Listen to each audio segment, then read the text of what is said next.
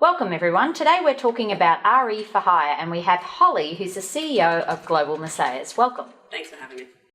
So Holly, tell us, why did you start an RE for Hire? Sure. Well, I originally acquired the RE mainly because I'm obsessed with efficiencies. When you've got people who invest in one of your products, managing their experience end to end is really crucial for them actually wanting to invest and stay as an investor. So acquiring the RE meant we could oversee our own funds. It also meant we could bring to market some really interesting, innovative funds that other REs aren't willing to take the risk on. Wonderful. So tell me, what are the benefits when it comes to outsourcing your RE? Sure.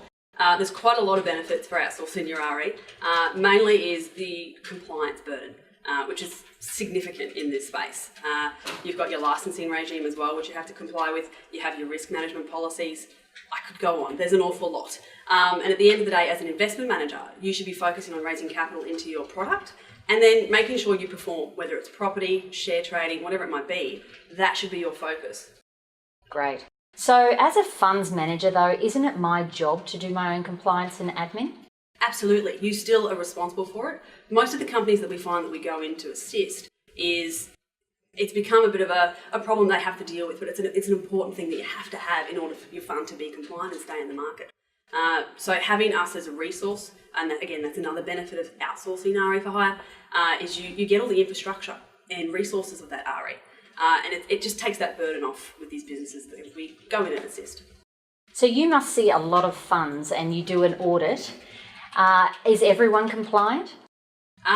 Well, not necessarily. No, not to perhaps the standard that they could be. I'm all for making sure that it's balanced with commercial reality. You have to have that perspective on it.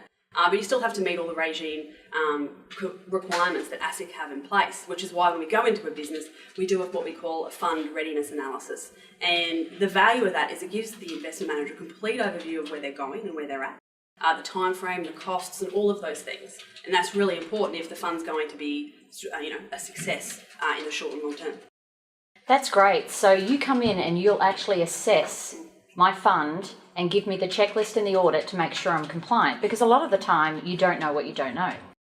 Exactly. And when I originally first got into funds management and acquired the RE, I went on a very steep learning curve to learn all of that, which meant I also went out and acquired incredible resources in terms of talent, in terms of team, but also, bringing on the resources that are required to bring all this compliance in to manage my products.